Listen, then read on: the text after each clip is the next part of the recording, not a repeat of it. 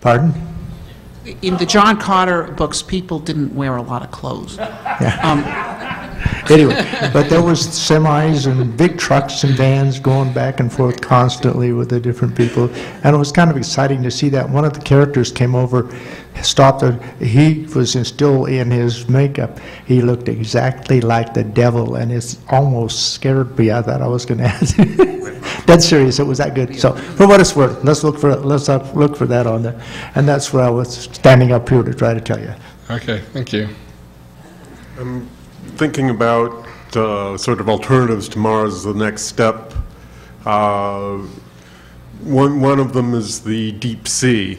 I mean, it's impossible we make out as far as Titan before we really get deep enough into the deep sea to know what's going on there.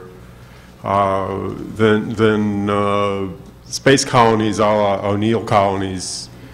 You know, we might colonize something like that before we colonize a surface. And you know, I kept questioning on how people can promote Mars. I mean, you know, I remember some sort of introduction to ethics when I was a kid, but that if you want to be higher up, you can like stand up on something and put someone else in a hole. And they've demoted Pluto, so that's promotion of Mars by contrast. Okay, excellent. Well, yeah, Mars certainly isn't the only thing we write about in science fiction. It's one of the things. I've certainly written stories about asteroids. I've written stories about space colonies. I've just finished writing a story about Venus. It's in the most recent issue of Asimov Science Fiction. I haven't done a whole lot of deep sea science fiction, but actually Mary has written some deep sea science fiction. So there's many things that people write about in science fiction. It's not all Mars all the time. C. Clarke's The Deep Range. That's a wonderful novel, and for that matter, Dolphin Island, another one of my touchstones as a kid.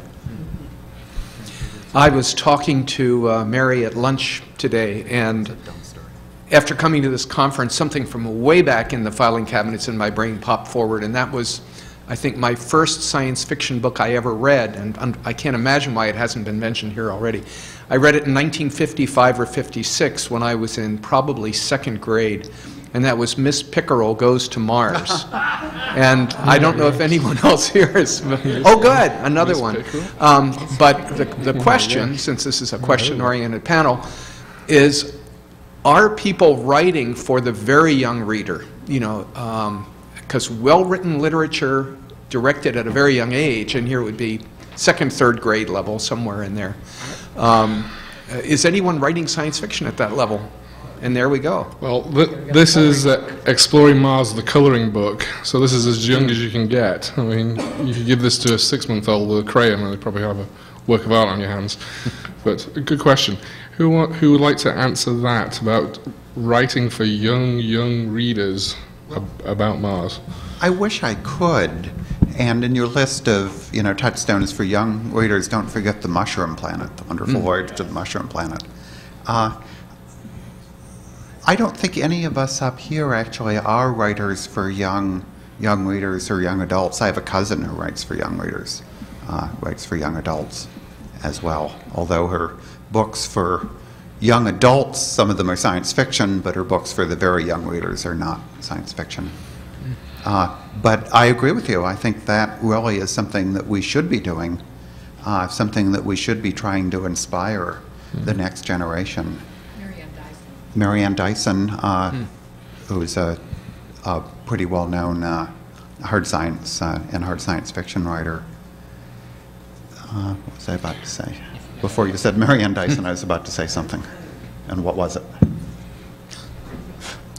Well, oh well. Well, for that very reason, actually, the project that I'm working on now is a young adult novel set on Mars, which is based on some of the things that I learned at MDRS. I don't know if it will be published. I have 2 other novels that are making their way around the New York publishers looking for a home. But I think it's important to use science fiction to get young people excited about space and about Mars in particular. Thank you, and I'm going to make one very quick statement here, a little bit off target. But I was also at MDRS 2 rotations before you. I spent Christmas on Mars. And one of the things that our group discussed was using that as a focal point for advertising Mars. And a thought that came up was a virtual reality television show based on MDRS, and then get the studios, whoever is doing it, to rehab that, redo it to make it much more realistic. And every week we throw course- somebody out the airlock? Yeah, but you lose control, of course, then of the situation. Thank you. Thanks. I'd kind of like to reiterate the importance of science fiction on Mars. I have hardware sitting on the surface of Mars, and it all got started back around 1955 when I saw Walt Disney's Men in Space. From there, I graduated to Tom Swift, and from Tom Swift to Robert Heinlein, E.E. Smith, John W. Campbell, and a little-known guy named Otis Adelbert Klein, who was a rival of Edgar Rice Burroughs. And in between there, that's when I got introduced to the first Burroughs novels. It expands the mind. I don't look at... I'm an engineer. Engineers are considered rigid, but I don't have that mentality. I've got a wide open... I think out of the box, and most of that is I feel is contributed to the fact of my grounding in science fiction. I want to say, keep up the good work. And you mentioned about what's the favorite science fiction work? 2 things pop into mind. The first one is, and I'm sure you're familiar with it, although a lot of people aren't, is Skylark 3 and Have Spacesuit Will Travel. Keep up the good work. Thank you.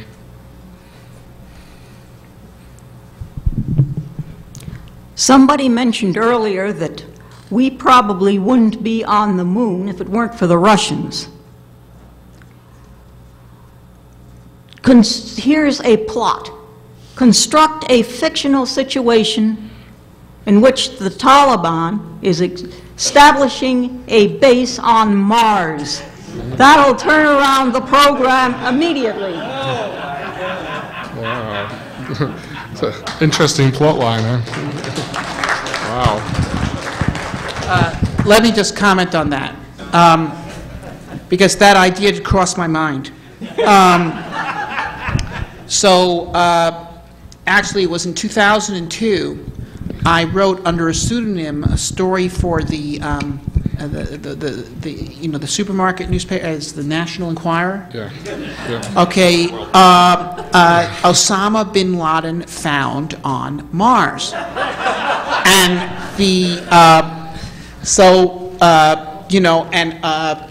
I had all sorts of quotes in it from various NASA scientists with names pretty similar but not exactly the same as many of my acquaintances, and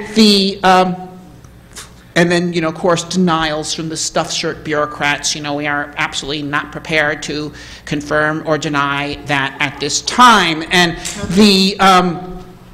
and this and that and all this stuff, and the piece was rejected by the editor on technical grounds, and because he told me Osama bin Laden was seen in Tora Bora 9 months ago, and it takes at least 2 years to get to Mars, and I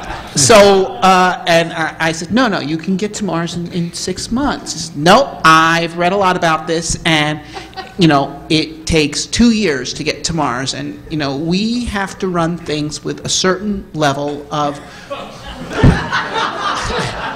credibility and rigor. And but I'm thinking of resubmitting it now. There has been time for him to get there, and there it is. Wow. Fantastic. Wow. Excellent. Okay, next. I just wanted to comment when you were talking about science fiction for kids. When I was a kid, Winston put out a series of novels by different authors that were meant for kids my age, in like junior high or that age. And I still have some of those on my bookshelf because I really loved reading those. Marooned on Mars was one of them. There was another one about Venus, and so forth, all reflecting the little that we really knew about these places, but it was adventure. And I still treasure those things. The other thing I want to say is that the Ohio chapter has compiled a series, or a list of works of fiction as well as nonfiction with Mars, and that's over on the free literature table. And some of that is for kids. We identified some titles that we saw in bookstores and whatnot. So check it out. Very good. Thank you. I have to say one thing first is that I am Unitarian. And what you said about Unitarians was correct. And you know, the old joke about Unitarians is their minds are so open that their brains fall out. So. But I want to make a comment too about literature for young people. When I was a little girl, I noticed that science fiction was not written for girls. It was boys with toys. And when I was in about the 4th or 5th grade, I spent my lunch money at book fairs every month for Andre Norton. And maybe a lot of people don't know that a lot of the women writers had to use names that were, you know, that didn't reveal that they were female. And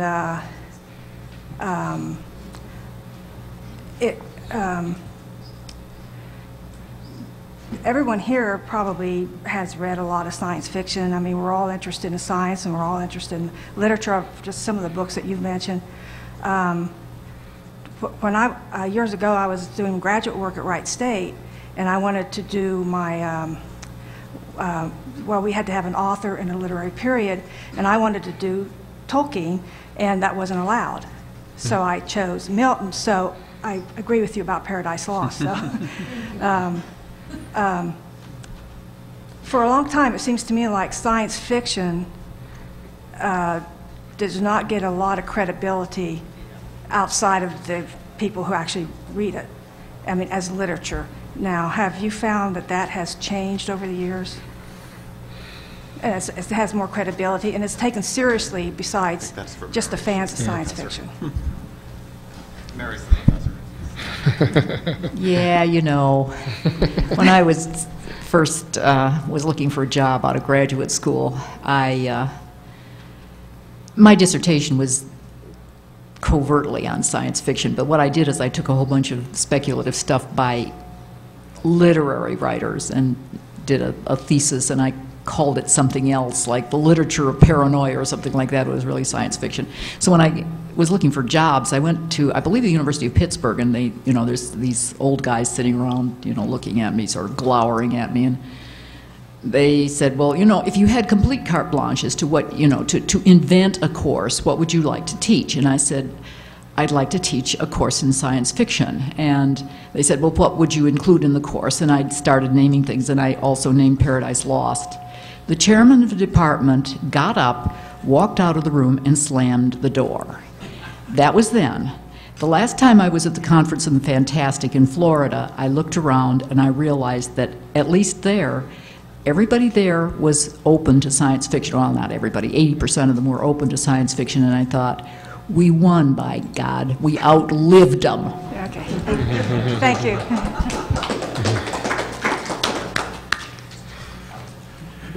Aside from some of the more recent juveniles, one of the earliest young adult juveniles of Martian science fiction, largely forgotten, John Keir Cross's two novels, The Angry Planet and The Red Journey Back. They were from the late 40s or very early 50s, and fairly well known and influential at the time.